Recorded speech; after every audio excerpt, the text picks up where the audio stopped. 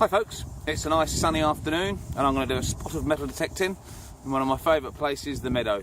This has brought up Romans before now and some other nice artefacts. So let's get stuck in, and after I've got stuck in I may just do a little bit about electrolysis and how I clean coins and how easy you can make a simple electrolysis machine, and when you should and when you shouldn't use it.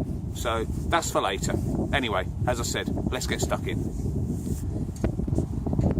Okay, number junkies, that was an interesting one. I'm in basic one again today. I really am just trying to show people that you can use the data straight out of the box. So I'm using it quite a bit at the moment, and very effectively, I have to say.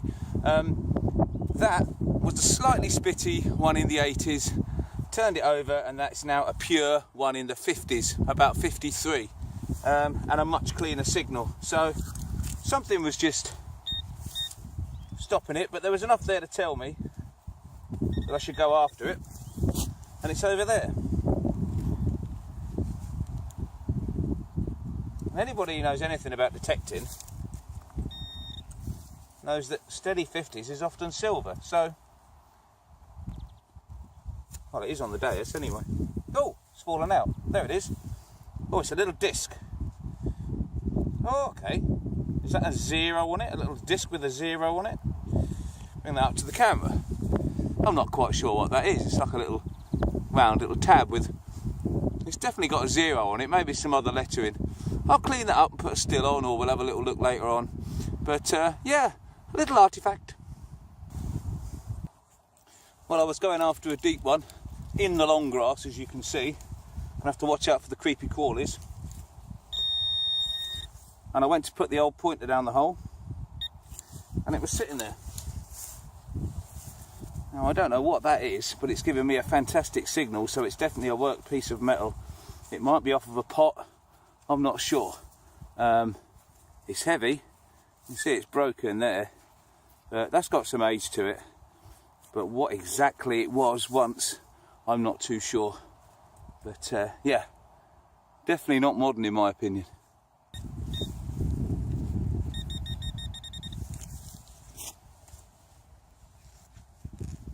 Oh, by the way, I've just flipped into GMP, Program 2.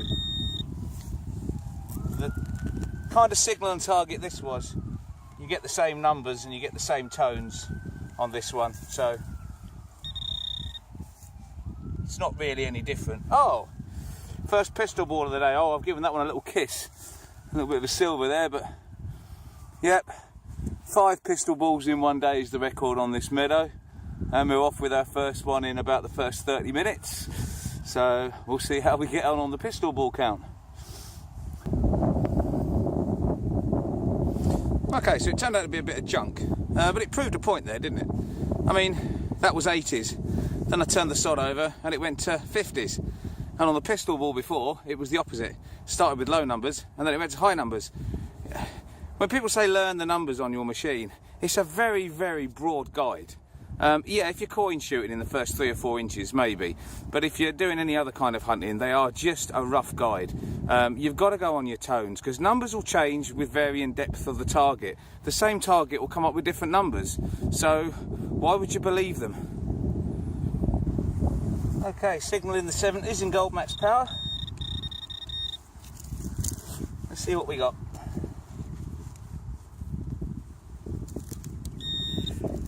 I can see it, and we may not be in the meadow, but this is also a ripe little area for pistol balls in the paddock. So there's pistol ball number 2. Okay, midday is clean as a whistle when turned over. Yep, not a problem. Here she is. And there she is. Oh yes, I know what this is going to be, yep. It's another old weight. It's another lead weight. I get quite a few of those here. The history in these fields is amazing. The amount of activity that must have been going on centuries ago. Because these weights and walls and all kinds of things like that, they are abundant round here. I mean, this must have been a real community way, way back. That's another old lead weight. Well, I had to go after that one, and I want to show you something.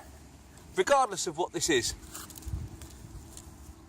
length of the probe came out in the last bit, and that's Gold Max Power Program 2, straight out the box, no messing with the remote. And this is hard compacted soil. Horses have been thumping around on this for ages. I could have said donkeys, but then horses, donkeys, no. So, I know it's out, but where about out? Yep. Just make sure, idiot proof. Right. Well, this can't have gone very far. It's got to be sitting here somewhere. There we go. We're getting something now. There it is. Jeepers. Okay. There you go. Piece of lead. Nothing to write home about, but look at the size of that. Just look at the size of that. And I had to go digging on compacted soil for that. And that's without changing a single setting on the dais. That's not bad, is it? Well, every number under the sun there, and spitty. There's a lot of junk in some areas of this field. But I've plucked out what I think was an old pistol ball. Very odd shape, so I think that one was fired. But that one's got the right colour. That one has got some age to it. And it's a bit lumpy and squished. And it's definitely lead. So I think that one was fired in anger. Okay, well I was slightly off with that one. Just there in the side. And now it's in here. So, steady 60s.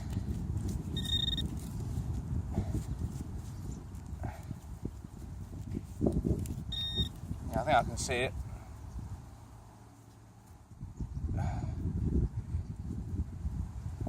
Okay. Oh, that is a tiny piece of a very ornate buckle. I'm not quite sure how much of the buckle that is, but it's very ornate. And that's got some age to it. Yeah, you can tell by the shape and the style. I'll have to research that one a bit more when I get home. But that's an old bit of buckle.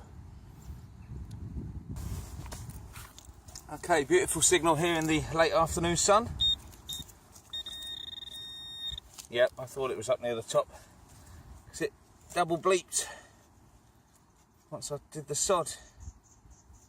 And, wow. It's another one with a smudgy side. Oh, yeah.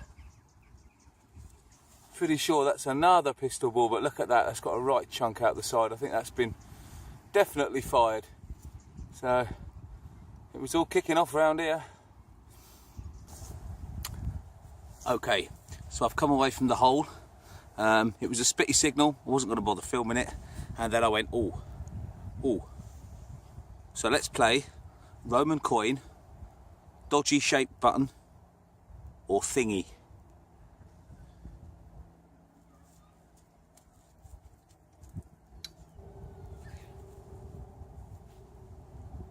I think it's a Roman coin. Yeah. I think it's quite a worn Roman coin.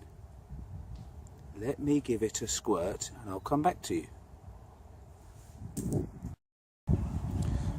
Okay, it's a Roman.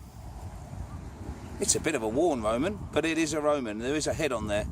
Unless this light's playing incredible tricks on me. No, that's a head. I can even see the little bit at the back where the little kind of ponytail thing normally comes through. And there is something on the other side as well. There is some kind of man and a little bit of writing. It's very, very faint. You can probably make that out, actually. I think I can see that on the camera. Yeah, you probably can just see there's a figure of some sort there. Don't know how well you can make that head out, actually. Yeah? Oh, yeah, actually, I think you can, yeah. Well, anyway, I'll clean it up and I'll give you some better shots of that when I get home. But yes, we have a Roman.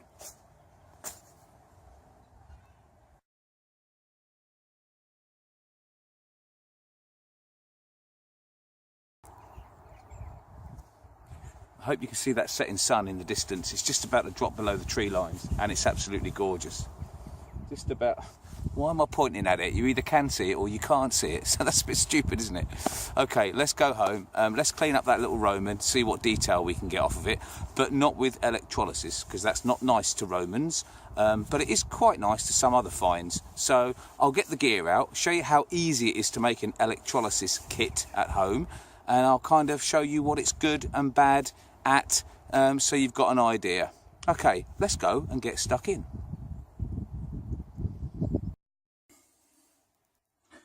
Okay, so this is my electrolysis kit. So let's have a look, shall we, and see what's in the box. Oh, and get the lid off. Right, whoops. So this is the main gubbins. And this is the tub that I do the electrolysis in. So the main thing you need to get your hands on is one of these. Now that is this is a 9 volt, I think, a 9 volt power supply.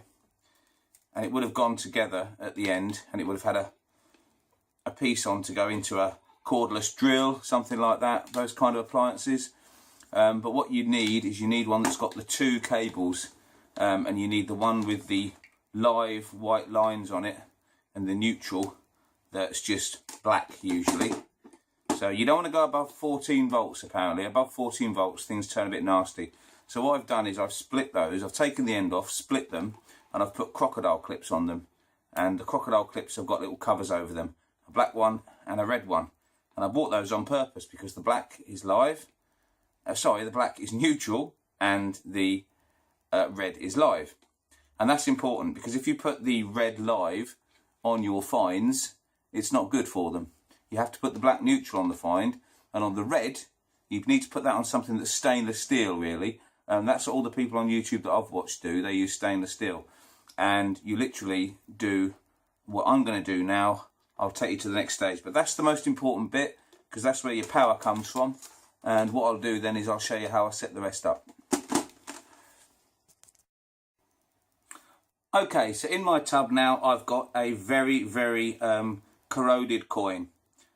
Corrosion is what comes off best in electrolysis, and that's on the negative, as I said.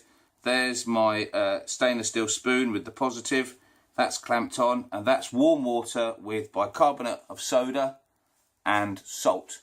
I'm going to turn that on, I'm going to give it a couple of minutes, and then I'm going to come back with gloves on to carry on, and I'm going to make sure the door's open as well, because you want to make sure you've got ventilation when you do this and some fresh air, because it does smell a bit and it's not very nice. Okay, on she goes.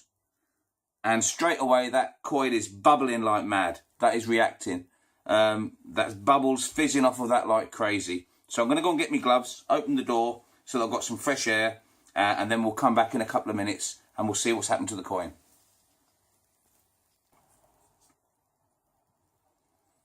Okay, that's been fizzing away for a couple of minutes now. So I'm going to turn it off,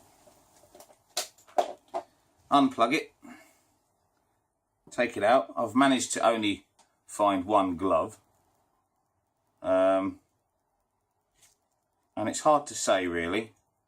Don't like using my fingers. It's supposed to be okay if I give them a good wash. Give it a quick clean.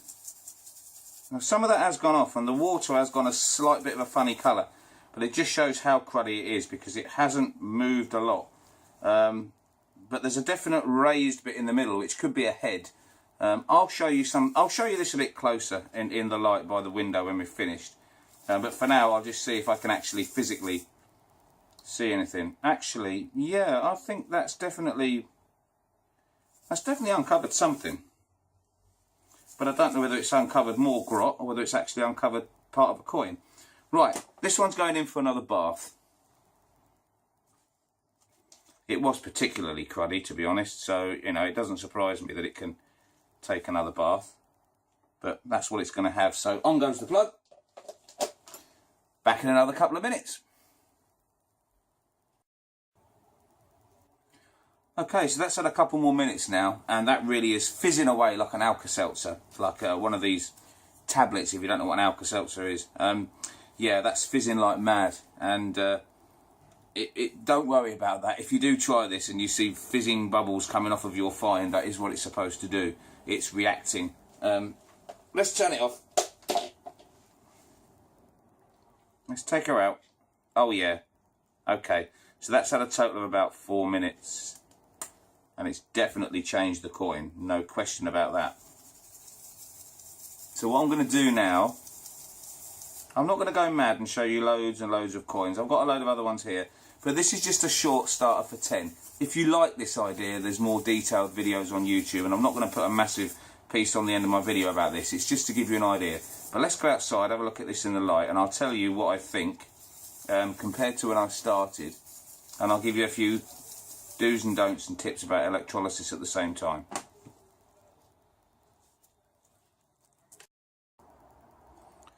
Okay, so we've made a difference to that, but it was really corroded, and I kind of think I can see a bust on that side that I couldn't see before.